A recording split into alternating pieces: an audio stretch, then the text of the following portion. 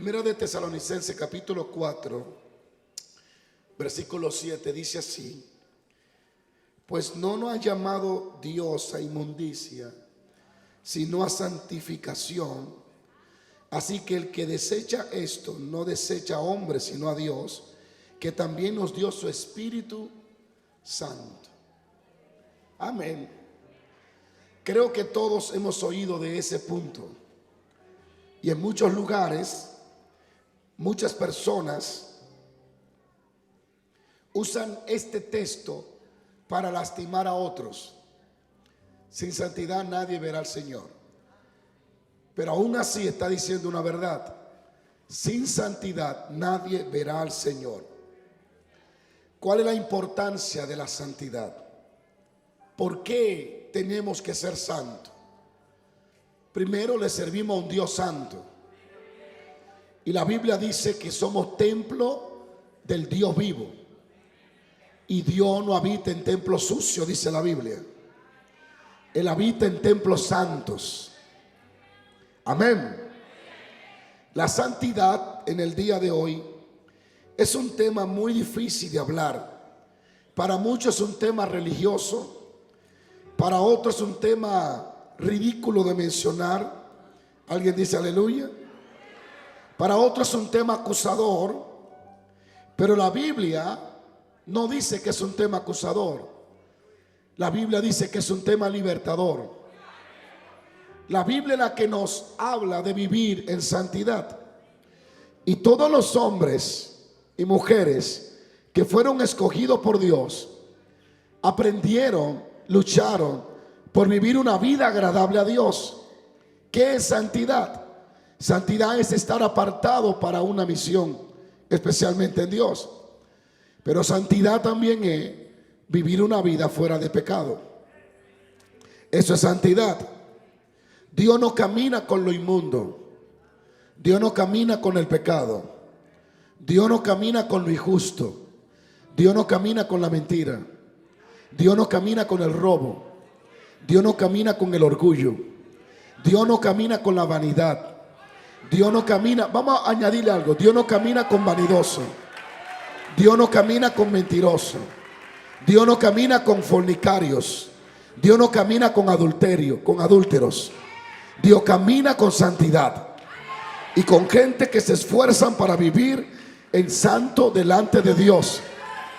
No por los méritos de ellos, sino por la dependencia de la fuerza de Dios. Porque por nosotros mismos jamás podemos ser santos. No tenemos la capacidad ni la fuerza. Necesitamos al Espíritu de Dios. Por eso la Biblia dice: haced morir las obras de la carne por el Espíritu. Es el Espíritu que nos ayuda. Hay una parte que la hace el Espíritu de Dios. Hay otra parte que la tiene que hacer tú. Cuando Satanás te tienta o viene una tentación de pecado, no es el Espíritu Santo que va a decir no. Eres tú que tienes que decir no. No es el Espíritu Santo que va a tomar la decisión de no pecar. Eres tú que debes de tomar la decisión de no pecar y de no ceder a esa tentación que más adelante será un problema para tu vida. Nuestro primer llamado en este mundo cristiano es vivir en santidad para Dios. Amén. Dios nos llamó a la santidad. Nuestro primer llamado es ser santo. No es ser predicador. Nuestro primer llamado no es ser salmista. Nuestro primer llamado no es tomar la cámara, no es tocar batería, no es ser un adorador. Nuestro primer llamado es ser santo. ¿Por qué? Porque de ahí entonces va a partir Dios a hacer lo que tiene que hacer. Dios no usa lo que a Él no le pertenece. No sé si está aquí. Muchas personas creen que su primer llamado es hacer milagros, que su primer llamado es caerse al piso, hablar en lenguas, que su primer llamado es sentir corrientes. Su primer llamado es decirle no al diablo. Su primer llamado es decirle no al pecado. Su primer llamado es vivir en santidad. Pues sin santidad nadie verá al Señor. Y este es un tema que es tan difícil de predicarlo en un mundo tan moderno, porque la gente tiene tanta libertad de hacer lo que quiera, que se ha llegado a creer que puede vivir como quiera y caminar con Dios. Y Dios ha dejado solo a gente más grande que nosotros y le ha hecho entender que Él no va a pasar por alto el pecado. Por ejemplo, Dios se le aparece a Josué: como estuve con Moisés, estaré con usted. Tú repartirás esta tierra, tú pasarás el Jordán, yo mostraré mi gloria. Pero un día el pueblo hizo algo: tomó un lingote y lo escondió, y eso trajo consecuencias. Dios se apartó del pueblo por el pecado escondido. A Josué lo dejó solo, a su pueblo amado lo dejó solo. El pueblo que vio maná caer del cielo, que vio su gloria, lo dejó solo. A David, siendo el amado de Dios, un corazón conforme al del Señor, cometió un adulterio y Dios lo dejó solo. Dios se apartó de él, le hizo entender que él lo amaba a David, pero que no iba a compartir su pecado y que no iba a tolerar sus pecados escondidos. Y David tuvo que entender ese punto. Por eso es que al final de sus días, cuando él se está muriendo, llama a Salomón y le dice: hijo, escucha eso. Sírvele a Dios con un corazón perfecto y búscalo. Pero escucha esto: búscalo, porque el día que tú lo dejes a Él, Él también te dejará a ti. Esa fue la instrucción de David hacia su hijo Salomón: busca a Dios y vive para Dios. Yo sé que usted está aquí hoy por diferentes motivos. Algunos vinieron a adorarlo, otros vinieron para buscar un milagro, otros vinieron para estar en la iglesia. Y sé que usted está esperando algo nuevo de Dios hoy, y Dios se lo va a dar. Pero Dios habló a mi corazón lo siguiente: sin santidad, ¿para qué tú quieres unción? Sin santidad, ¿para qué quiere hablar en lenguas? Sin santidad, ¿para qué quiere milagros? ¿Para qué quiero que Dios me sane y al final cuando me muera me pierda y me vaya al infierno a una eterna condenación? Sin santidad nadie verá al Señor. Y la santidad no está excluida de los ministros, ni de los grandes, ni de los profetas, ni de los salmistas. La santidad es para todo, desde el mínimo hermano hasta el más grande, desde el más usado hasta el menos usado. Sin santidad nadie verá a Jehová en esta tierra, nadie. Y mi mensaje no es para hacerte sentir mal. Mi mensaje es para que entiendas que Dios te ama tanto que te está hablando de santidad. Amén. Sin santidad no podemos ver a Dios. La persona, cuando se le habla de pecado, numeran los pecados grandes: adulterio, fornicación, y comienzan a hablar de los pecados mayores. Pero ¿qué hay de la envidia? ¿Qué hay del celo? ¿Sabían ustedes que hay pastores con celo ministerial? Que hay evangelistas con celo ministerial y se sienten celosos de ver que Dios use a otro más que a ellos, cuando debería de ser un motivo de gozo y entender que papá Dios tiene para todos. Amén. Amén. ¿Y qué hay de los ávaros? De los avariciosos, de los que hacen negocio para sacarle la sangre a la gente. ¿Qué hay de la financiera que explotan a los pobres? Y de los cristianos dueños de financiera que también explotan a los pobres como si fueran impíos igual que ellos. ¿Qué hay de los negocios injustos que a veces hacemos no considerando la misericordia de Dios? Sigo paro. ¿Qué hay de esos predicadores envidiosos que no soportan el crecimiento de otro y que buscan toda la manera de dañar la imagen de aquel que está siendo usado por Dios, porque tal vez ellos no están siendo usados en esa dimensión? Eso es ignorancia. ¿Por qué? Porque si Dios, que es el dueño de todo, determinó usar a alguien más que a mí, ¿quién soy yo para decirle a Dios qué hace? Él es el dueño de la unción, del poder, de la riqueza y de todo. Nehemías dice que los cielos de los cielos fueron hechos poder, y que todo es de Él. Así que Él decide lo que quiere hacer, con quien quiere hacerlo. Y yo no debo de envidiarlo, sino gozarme y saber que si papá Dios tomó la decisión de bendecir a alguien, Él sabe por qué lo está haciendo. Pueden haber predicadores incluso que levantan argumentos negativos en contra de otros por la envidia. ¿Usted sabe cuántos cristianos hay envidiosos? Más cabello que todo lo que ustedes tienen. ¿Y qué hay de esos ávaros y de esos concilios avariciosos? Concilio que si lo menciono hoy, hasta piedra tirarían y llegarían aquí. Concilios que ya no saben, ya no encuentran banco donde depositar tantos millones de dólares. Conozco uno que tuvieron que congelarle la cuenta porque era demasiado. Y lo grande que conozco pastores de ese concilio pasando hambre en los campos. ¿Qué hay de esos concilios que solo piensan en ellos y no en los demás? ¿Y qué hay de esos pastores divididores de iglesia? Sin santidad nadie verá a Dios. ¿Qué hay de esos pastores que llaman a los miembros de otras iglesias para hablarle mal de su pastor y así seducirlo y llevárselo con su ministerio? Sin santidad nadie verá a Dios. Y luego se rompen la rodilla y se secan el estómago, orando de rodillas, ayunando para ver su poder y la gloria de Dios en su iglesia. Y Dios diciéndole: ¿cómo quiere que yo apoye la división que tú provocas en otro? Pero la verdad es que sin la santidad de Dios nadie va a ver a Dios. No podemos caminar con Dios con un corazón sucio. No podemos caminar con Dios con un corazón vanidoso. No podemos caminar con Dios con un corazón lleno de adulterio, de fornicación, de raíz de amargura. Un corazón que no perdona, que no es justo, que no tiene misericordia. Un corazón que no le importa la necesidad del otro. Señores, antes de tener iglesia y antes de ser apóstoles, hay que ser cristiano primero. Y antes de ser predicador, hay que ser santo primero. Porque sin la santidad nadie va a ver a Dios. Conozco cristianos que hacen negocio que son peores que el diablo.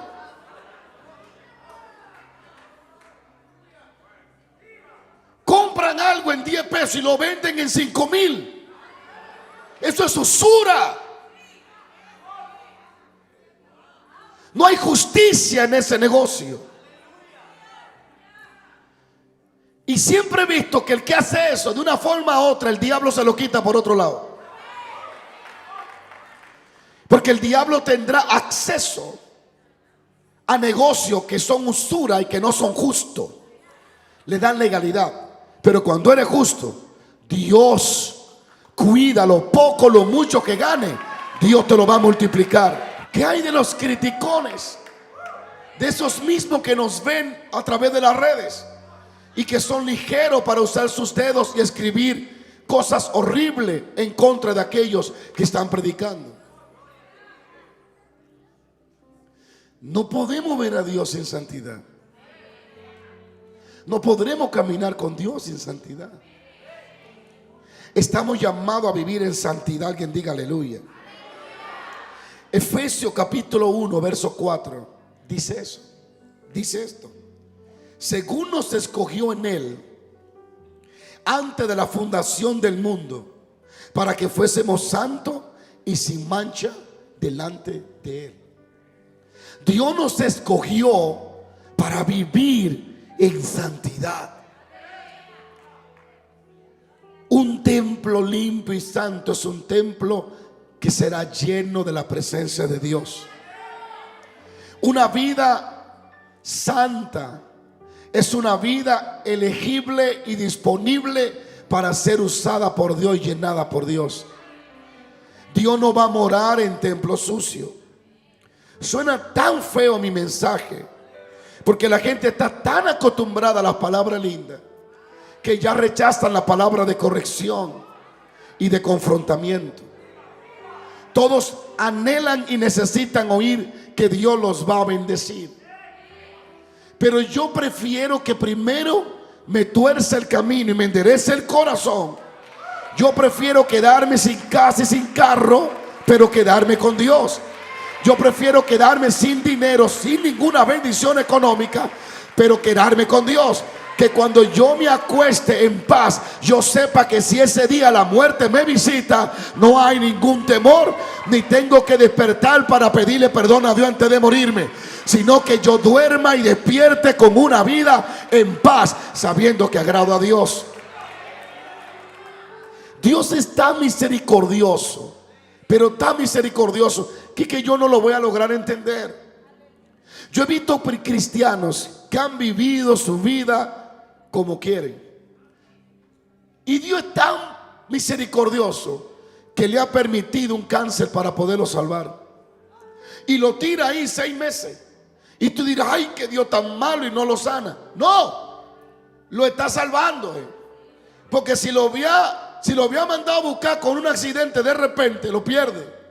Por eso le permitió un cáncer por 6 meses, para que perdone a Petronila, para que le pida perdón a fulano, para que se arrepienta de la crítica y lo procese. Y cuando está listo, dice: ángel, tráemelo, que ya lo salvo, ya lo santifiqué, ya me lo voy a llevar, ya me pertenece. Alabado sea Dios. ¿Hay alguien que alaba a Dios? Dios nos escogió. Yo quiero que entienda esto: Dios nos escogió. Nosotros no escogimos a Dios, fuimos escogidos por Dios. Y yo quiero que tú entiendas ese punto. Aunque tú no estés en el éxito que quieres, aunque no estés en lo máximo de tu vida, tienes algo maravilloso. Dios te escogió. Y dice que nos escogió antes de la fundación del mundo. Antes que existiera estrella, ya Dios tenía un propósito con usted. Usted no está aquí por la suerte, usted fue escogido por Dios. Y nos escogió para que fuéramos santos. No hablo de esos cuadros de prenderle vela, que no son santos, son cuadros. Los verdaderos santos son los que viven según la voluntad de Dios. Esos son los santos. Antes que tú seas grande, sé santo. Antes que sea ungido, sé santo. Sin santidad nadie verá al Señor. Ofendemos tan fácilmente y perdemos tan fácilmente la presencia de Dios, porque la presencia de Dios es santa. Santa. Muy santa. Y estamos llenos de cristianos que, por cierto, no llegaron hoy. Alguno avaricioso, otro envidioso, otro mentiroso, otro malicioso. ¿Y qué hay de los celosos? De esas mujeres egoístas que permiten que sus sentimientos se interpongan antes de ver al hombre de Dios hacer algo a favor de otra persona. ¿Qué hay de esa celosa malintencionada que todo lo distorsionan sin ni siquiera tener prueba? Quieren la unción, bueno. ¿Y qué hay de los hombres celosos que ni siquiera la mujer puede venir a la iglesia, porque creen que la mujer se va a acostar con todos los hermanos? Porque usted cree que los hermanos andan rabiosos, que no saben que hay mujeres existentes en el mundo. ¿Qué hay de esos hombres que sus celos lo ha llevado a traer maldición a su casa? Y de esas mujeres, la Biblia dice que no podemos ser celosos. Quite de vosotros todo celo, dice la palabra de Dios. Sin santidad nadie verá a Dios. Mira lo que dice Primera de Tesalonicenses capítulo 4 verso 7. Pues Dios nos ha llamado, Dios no nos ha llamado a inmundicia, sino a santificación. Así que el que desecha esto, desecha a Dios. El que quiere vivir una vida sin santidad, desecha a Dios. El que quiere vivir una vida según su deseo, desecha a Dios. Pero el que quiere vivir la vida en santidad, recibe a Dios. Porque Él nos ha dado el Espíritu Santo. El Espíritu de Dios no mora, ni llena, ni se mueve en casas sucias. Él se mueve, llena y usa templos limpios. Hace unos 7, 8 meses atrás, mi esposa tuvo que viajar a Nueva por unos días y yo me quedé solo con los niños y con mi suegra. Gracias a Dios que no se llevó la suegra, porque ahí sí que la cosa se pone seria. Iba a tener que gastar mucho dinero en restaurantes todos los días. Pero en esos días yo comencé a leer un libro y comencé a leerlo sobre el Espíritu de Dios y comencé a conocer áreas que yo no conocía del Espíritu de Dios, profundidades. Y en esos días la unción comenzó a visitarme de forma muy profunda. Había noches que la presencia de Dios estaba tan bajita que la podía tocar. El cuarto se llenaba de la presencia de Dios de una forma tangible, palpable, real. Se podía percibir. Pasé largas horas en la noche solo llorando y experimentando su presencia. Comencé a ser transformado en la presencia del Espíritu de Dios, que es la presencia de Dios. Comencé a notar que muchos cristianos se llenan la boca, ¿cómo diré esa palabra que no suene así? De decir, yo tengo la presencia de Dios, pero son envidiosos. Yo tengo la presencia de Dios, pero le hablan grosero a la gente. Yo tengo la presencia de Dios, pero hablan mal del otro muy fácil. Y en esos días yo me di cuenta que cuando realmente la presencia de Dios está en ti, eres mejor esposo, eres mejor padre, eres mejor amigo, eres mejor jefe, eres mejor persona, eres mejor cristiano, porque la presencia de Dios te santifica y te va mostrando las cosas que tiene que soltar de tu vida, la envidia, el rencor, el odio. Tú vas siendo transformado por Dios. Digo, paro. Y en estos días, de tantas cosas que el Señor me ministró, hubo una que nunca se me olvidó y la tengo presente. Y es que cuando estaba en ese ambiente, oía al Espíritu Santo hablarme, porque yo estaba buscando para conocerlo más y más y más. Y yo escuché al Espíritu Santo que me dijo estas palabras. No me dijo muchas cosas, solo eso. Me dijo, yo soy santo. Espíritu Santo. Solo me dijo, yo soy santo. Y esa palabra me llevó a ver un mundo de revelación. Me quiso decir, si me quieres, si me anhelas, si quieres que esté contigo, tienes que ser santo, porque yo soy santo. Y Él no se mezcla con nada inmundo, ni apoya, ni respalda nada injusto. Todo lo que se vea injusto no va a ser apoyado por Dios. Así que la próxima vez que vayas a un negocio, busque la justicia en él. Es mejor que usted pierda 3 trapos de peso, de dólares, y no pierda al dador de la vida por ganarse un dinerito más. Es mejor que usted pierda el trabajo y no pierda la presencia de Dios. Aleluya. Sin santidad nadie verá al Señor. Cuando el Espíritu de Dios me bautizó, yo noté eso. Yo noté eso. Yo llegué a la escuela ese día y yo no quería ni abrir mi labio para no ofender a nadie. Tenía tanto temor de perderlo que no quería hacer nada que lo entristeciera o lo dañara. Y los muchachos me miraban. ¿Qué le pasó a este muchacho? El Espíritu Santo me había bautizado esa noche anterior. Las muchachas que me daban vuelta, le dije, ale, muévanse mis hijas. Recuerdo que estaba enamorado de una hermana, una joven, 17 años, a esa edad uno cree que toda la escoba con falda se ve bien. En esa edad uno no piensa, en esa edad uno no mira el futuro del cuerpo de la mujer en 20 años. En esa edad los muchachos se enamoran de lo que ven. Por eso es aconsejable que esperen su tiempo. Yo me casé a los 21, tenía yo, Dayana, tú 18. ¿Cuánto yo tenía? 23. 23 años, ella 18. El detalle es que nosotros maduramos rápido. Y yo vi a esa muchacha, yo 17 años, yo nunca había visto a Dayana en ese entonces, era muy joven. Y yo me apasioné por esa hermana. La veía perfecta.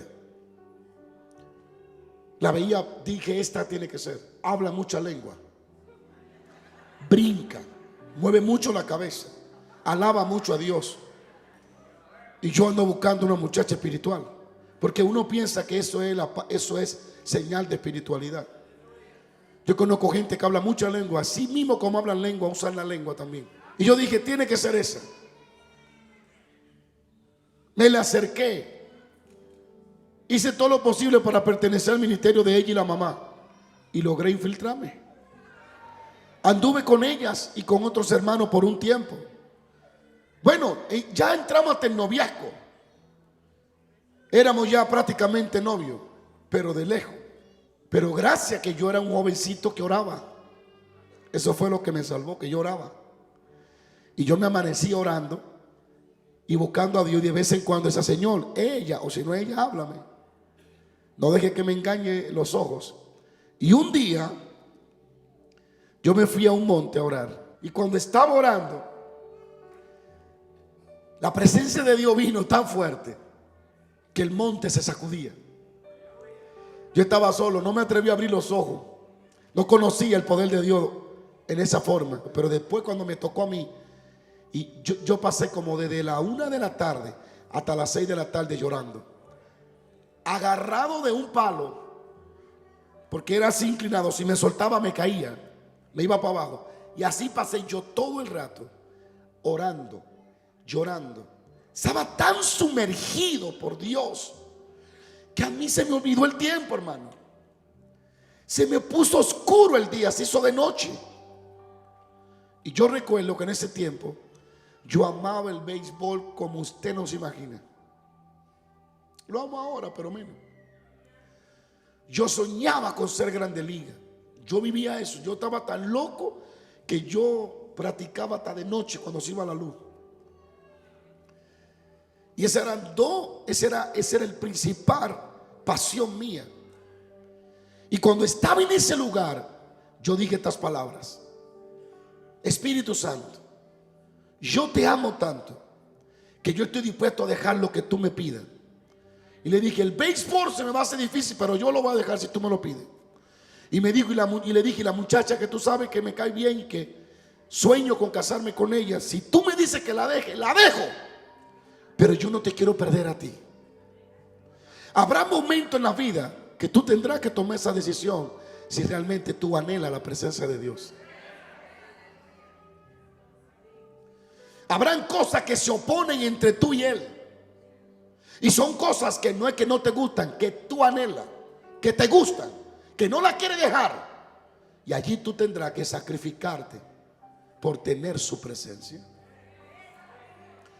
Hermano, no sé ni para qué dije esa palabra. A los pocos días tuve 2 sueños. En uno, para no extenderme, Dios me habló y me dijo, deja la pelota por mí. Cuando desperté llorando, no porque Dios me habló, sino porque la iba a tener que dejar. La dejé.